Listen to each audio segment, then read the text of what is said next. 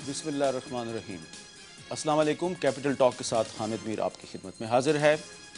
सदर आसिफ अली जरदारी और अमरीकी सदर बराक ओबामा की मुलाकात से सिर्फ 2 दिन पहले स्वात में अमन मुआहदा टूट चुका है।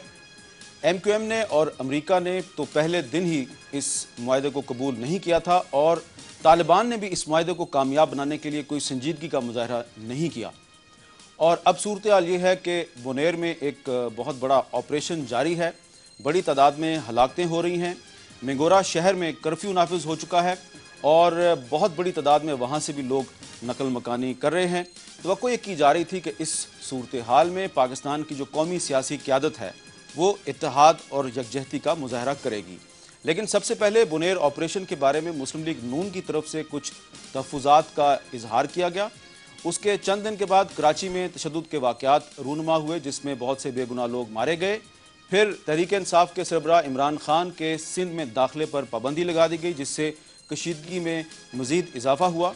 अब ये पाबंदी ख़त्म हो चुकी है, लेकिन दूसरी तरफ अवामी नेशनल पार्टी ने 12 मई को सिंध में हड़ताल का ऐलान कर दिया है और MQM ने भी ANP के ऐलान के बाद उसने भी ऐलान कर दिया कि वो भी 12 मई की हड़ताल में हिस्सा लेंगे। तो सूरत हाल जो है वो ये नज़र आ रही है कि जो सूबाई हुकूमत है सूबा सरहद की, वो अब ये कह रही है कि पिछले 3 माह से वफाकी हुकूमत ने हमें शिद्दत पसंदों के ख़िलाफ़ लड़ने के लिए एक पैसा भी नहीं दिया। और इमरान खान साहब जो हैं वो 10 मई को कराची में दोबारा जाएंगे और वहाँ पे अमन रैली करेंगे। नज़र ये आ रहा है कि आने वाले दिनों में जो कराची में 12 मई को एक हड़ताल होने वाली है उसकी वजह से कुछ मज़ीद जो सियासी क़यादत के दरमियान इख्तलाफात हैं वो मज़ीद बढ़ेंगे। और ये जो सूरत हाल है, इस सूरत हाल में हम ये नहीं कह सकते कि जो बुनेर में ऑपरेशन हो रहा है और शिद्दत पसंदों के ख़िलाफ़ जंग के लिए जो इस वक्त पाकिस्तान को इत्तेहाद और यकजहती की ज़रूरत है उसमें सियासी क़यादत मुत्तहिद है। ऐसा क्यों है, इस पर आज हम गुफ्तगू करेंगे। हमारे साथ मौजूद हैं जनाब इमरान खान साहब, तहरीक इंसाफ के सरबराह, जनाब इरफान सिद्दीकी साहब, मारूफ तज्ज़िया नगार, जनाब डॉक्टर परवेज़ हुदबाई साहब, मारूफ तज्ज़िया नगार, कायद-ए-आज़म यूनिवर्सिटी में उस्ताद। इमरान खान साहब, क्या वजह है कि बुनेर में ऑपरेशन हो रहा है लेकिन आप कराची में रैली के लिए जा रहे हैं? कोई कनेक्शन समझ नहीं आ रहा। असल में कराची में हमारा बहुत पहले से प्रोग्राम बना हुआ था। मैं 3 दफ़ा इससे पहले MQM की हुकूमत ने मुझे वापस भेज दिया। 2 दफ़ा कराची से, 1 दफ़ा लाहौर से नहीं बैठने दिया जहाज़ पे। और हमेशा वही कि जनाब अमन मेरी वजह से वहाँ पता नहीं कोई को क्या हो जाएगा, MPO लगा दिया, वो जो मेंटेनेंस ऑफ पब्लिक ऑर्डर होता है। इस बारी इससे पहले मैं जाने लगा तो मुझे उन्होंने कहा कि जी देखें वहाँ हालात ठीक नहीं है, आप अपनी विज़िट डिले कर लें। मैंने फिर कर ली। ये 1 महीने पहले से प्रोग्राम बना हुआ था। सिर्फ यही नहीं था कि मैं 2 साल से इन्होंने मुझे जाने नहीं दिया। मेरी पार्टी की रिक्वायरमेंट थी, मेरी वहाँ वर्कर्स हैं, हमारी पार्टी है, सिंध की पार्टी है। अगर वहाँ पार्टी, अगर मैं एज ए लीडर वहाँ नहीं जाता तो पार्टी का सत्यानाश हो रहा था। दूसरी चीज़, हम वहाँ एक डायग्नोस्टिक सेंटर और बड़ा कीमो बे बना रहे हैं शौकत खानम का, जो इस साल खुलना है। अब उसके लिए फंड रेजिंग की ज़रूरत थी, तो वो भी कल शाम को उसका एक इवेंट था, तो मैं उसके लिए जा रहा था और जहाज़ पे एकदम रात को पता चला कि उन्होंने फिर से मेरी एंट्री रोक दी है। तो कुछ पता चला आपको एंट्री रोकने का हुक्म किसने जारी करवाया? गवर्नमेंट से आया है, सिंध की गवर्नमेंट से आया है। लेकिन सवाल ये पैदा होता है कि इस बारी अगर MQM और पीपल्स पार्टी की गवर्नमेंट है तो इससे पहले 3 दफ़ा तो MQM की गवर्नमेंट थी जब इन्होंने जाने नहीं दिया। तो आप समझते हैं ये MQM करवा रही है? और क्यों करवा रही है? सजा दे रही है। क्योंकि मैंने अल्ताफ़ हुसैन, मेरी जुर्रत पड़ गई कि मैंने कायद अल्ताफ़ हुसैन के ख़िलाफ़ स्कॉटलैंड यार्ड में सारे सबूत लेके गया हूँ। 234 केसेस हैं अल्ताफ़ हुसैन के ऊपर, उनमें से हमने चुन के दिए स्कॉटलैंड यार्ड को।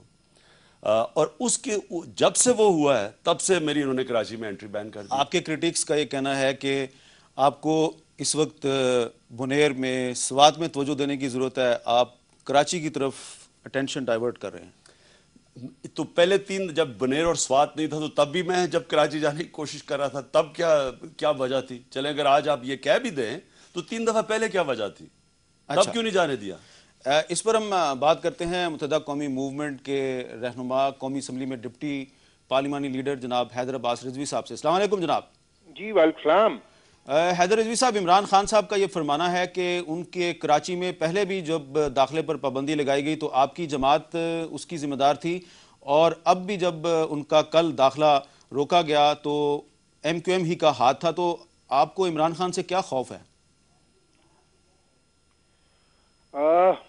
حامد بھائی، میں تو انتہائی احترام سے ہی گزارش کر سکتا ہوں کہ عمران خان صاحب کی صورتحال یہ ہے کہ کنٹروورسیز ان کو سوٹ کرتی ہیں، اور جہاں بھی کوئی کنٹروورشل بات ہوگی وہ عمران خان صاحب اس میں ضرور کودیں گے. اور وہ ایک بڑا خوبصورت شعر ہے کہ آ کے بستی میں میری جب سے بسے ہیں بونے، روز جھگڑے قد و قامت کے لیے ہوتے ہیں. مطلب یہ ہے کہ ایک طریقہ کار سیاست کرنے کا یہ بھی ہے کہ اپنے سے جو بڑا آدمی ہے اس کو برا کہو، تمہارا قد خود بخود بڑا ہوگا. یہ ابھی فرما رہے تھے کہ شوکت خانم میموریل کے لیے کچھ کرنے جا رہے تھے، تو کیا اب دوبارہ جب یہ آ رہے ہیں 12 مئی کو تو اسی دن شوکت خانم کے لیے کچھ کریں گے یہ، یا کوئی اور دن بھی ان کو سوٹ کرے گا؟ امن و امان کی جو زیادہ بدترین صورتحال ہے میرے خیال سے وہ بنیر، دیر اور سوات اور مالاکنڈ میں، مگر یہ اصل میں وہاں پر تو اس نفاذ عدل کی اور وہاں پر جو طالبان ہیں ان کی تو یہ کرتے ہیں حمایت، تو ظاہر ہے وہاں تو جائیں گے نہیں. اور اگر خدا نہ خواستہ یہ چلے بھی گئے وہاں پر تو ان کے ماضی کو دیکھ کر کہیں ایسا نہ ہو کہ کوئی صورتحال ایسی ہو جائے کہ ان پر کوئی حد نافذ ہو جائے. تو یہ ایشوز ہیں جن کی وجہ سے یہ وہاں نہیں جاتے ہیں. کنٹروورسیز ان کو سوٹ کرتی ہیں. اب جبکہ ایم کیو ایم اس طرح حکومت میں نہیں ہے تب بھی ان کو تمام جو مسائل ہیں وہ ایم کیو ایم سے ہی درپیش ہیں. یہ ان کا پرانا ریٹرک ہے، ہمیں کوئی بہت زیادہ فرق پڑتا نہیں ہے اس سے. تو اب اگر کراچی آئیں گے تو آپ ان کے لیے کوئی پرابلم تو نہیں کریٹ کریں گے؟ ہمیں کوئی اعتراض نہیں ہے، جب چاہیں کراچی آئیں، جب چاہیں کراچی سے جائیں، جو کچھ کرنا چاہتے ہیں بس شوق کریں یہ کراچی میں. اور الطاف بھائی پہلے بھی کہہ چکے ہیں ان کے بارے میں، میرے خیال سے 2-3 دن پہلے الطاف بھائی ایک میگنانیمس لیڈر ہے، وہ پہلے بھی کہہ چکے ہیں کہ ہمیں تو کوئی پرابلم نہیں ہے ان سے.